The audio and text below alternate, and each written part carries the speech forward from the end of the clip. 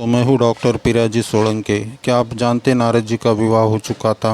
ब्रह्मलोक, विष्णुलोक, शिवलोक से भ्रमण करते करते नारद जी के मन में विचार आता है कि मेरी भी पत्नी होती तो मेरा ये कार्य सहज हो जाता।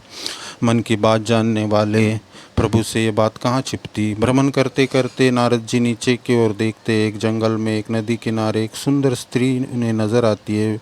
वे तुरंत नीचे उतर आते हैं और उस स्त्री से वार्तालाप करते हैं और उन्हें उस स्त्री के विचार संस्कार से मोहित हो जाते हैं। उसकी सुंदरता से बहुत प्रभावित और मोहित हो उठे नारद जी उसे अपने विवाह का प्रस्ताव स्त्री के सामने रखते हैं।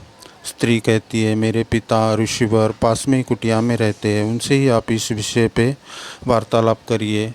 नारद जी ऋषिवर से वार्तालाप करते, ऋषिवर उन्हें आदर से प्रणाम करते हैं और उनके संस्कारों से विचारों से ऋषिवर भी बहुत प्रभावित हो जाते हैं। अपनी पुत्री से पूछकर इस विषय में मैं बात करूंगा, ऐसा कह के नारद जी को वो आश्वस्त करते हैं। अपनी पुत्री से पूछने के बाद दोनों एक दूसरे को चाहते हैं, ये जानकर ऋषिवर उन्हें सम्मति दे देते हैं और उनकी शादी बड़ी धूमधाम से रचाते हैं। उनके विवाह में उनके माता पिता कोई कसर नहीं छोड़ते, आसपास के सभी ऋषिगणों को आमंत्रित करते हैं।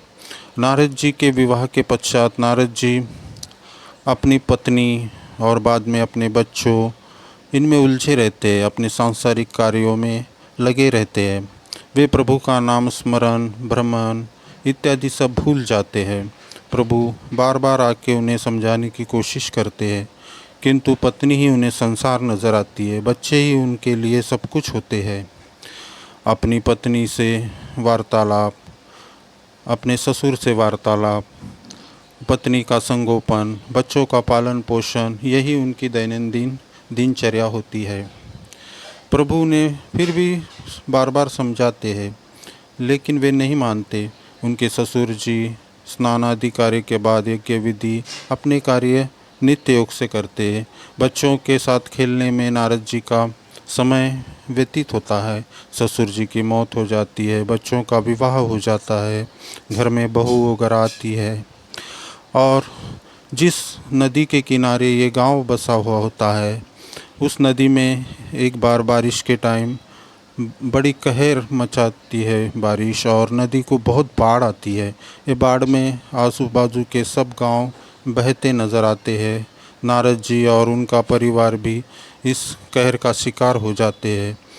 बाढ़ में बहते बहते नारद जी का हाथ ऊपर आता है और पहली बार बहुत वर्षों के बाद कहते हैं, प्रभु मुझे बचाइए। तुरंत प्रभु जी का हाथ नारद जी के हाथ को पकड़ के उन्हें ऊपर उठाता है। नारद जी कहते हैं, मेरे परिवार को भी बचाइए प्रभु।